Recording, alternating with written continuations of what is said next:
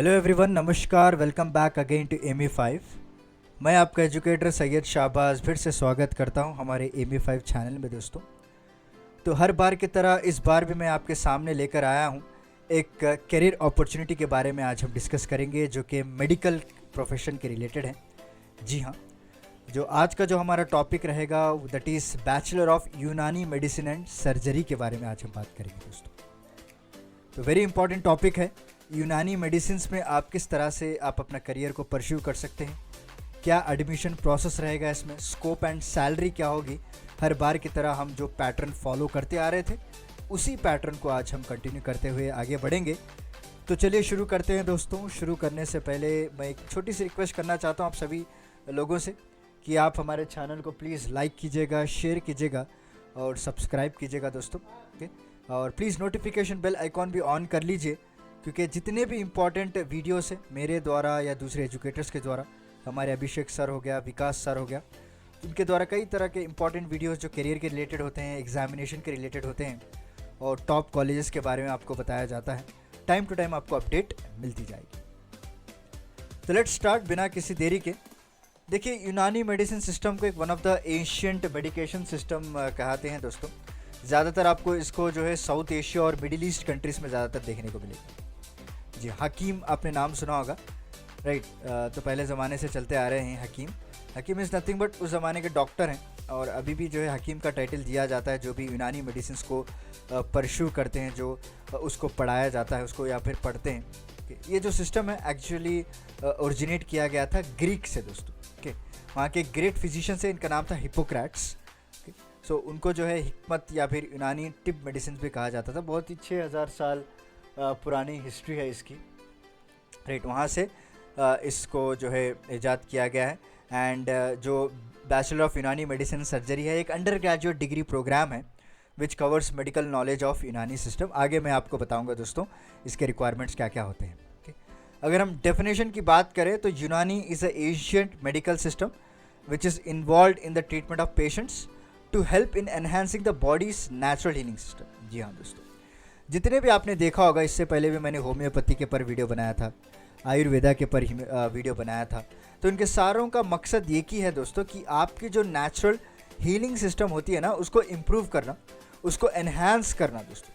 चाहे वो यूनानी के ज़रिए से हो, चाहे वो आयुर्वेदिक के ज़रिए से हो, चाहे वो फिर होम्योपैथी के ज़रिए से हो या फिर सिद्धा, जितने भी हैं इंपॉर्टेंट, आपके जो नेचुरल हीलिंग को इम्प्रूव करते हैं, आपकी इम्यूनिटी को इम्प्रूव करना ही जो मेडिकल सिस्टम है वो यूनानी होता है दोस्तों। और ये fourth most popular medication system कहा जाता है। पहले जो एलोपैथी, आयुर्वेदिक, होम्योपैथी के टाइम पे मैंने बताया था आपको क्योंकि वो थर्ड है ना।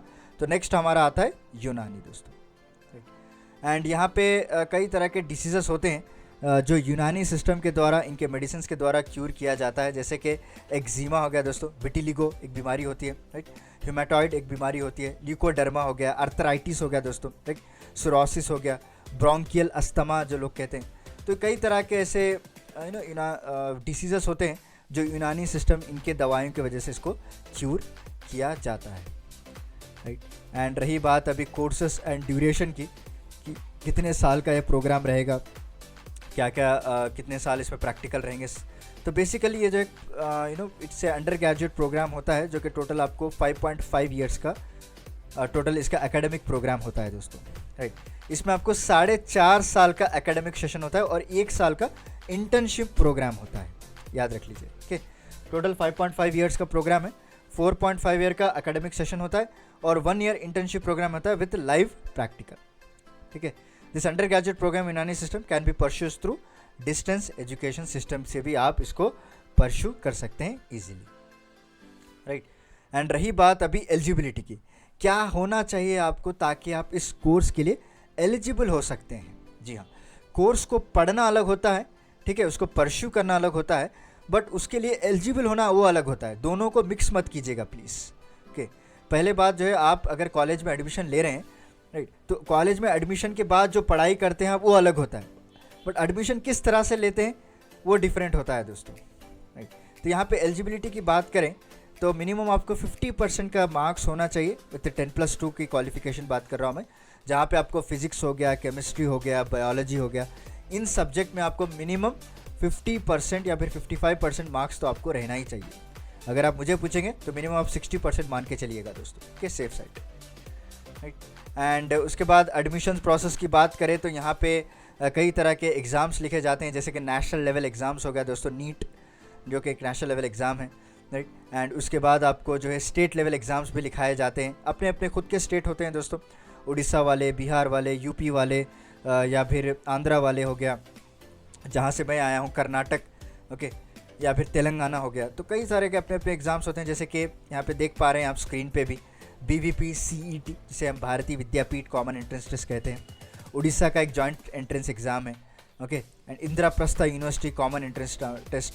ये सिर्फ थोड़े एग्जाम्पल्स हैं, अगर हम एग्ज़ाम्स के बारे में बात करते आएंगे ना तो सारा लेक्चर इसी पे ही बन जाएगा। तो इन एडमिशन्स पाने के लिए आपको एक एग्ज़ाम में अच्छे से मार्क्स लाना ज़रूरी है। उसके बाद आपको कई तरह के प्रोफेशनल कोर्सेज पढ़ाए जाएंगे इस डिग्री में, जैसे कि रेजिमेंटल थेरेपी हो गया, वेनेसेक्शन हो गया दोस्तों, कपिंग आपको सिखाया जाता है, कपिंग बहुत सारे लोग करते हैं, राइट, जिसे हमारी उर्दू लैंग्वेज में उसको हिजामा कहते हैं, हिजामा आपने नाम सुना होगा, ओके।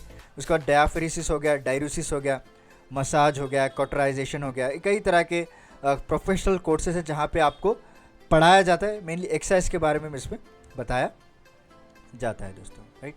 एंड क्या क्या कोर्सेस होते हैं ये देख लीजिए।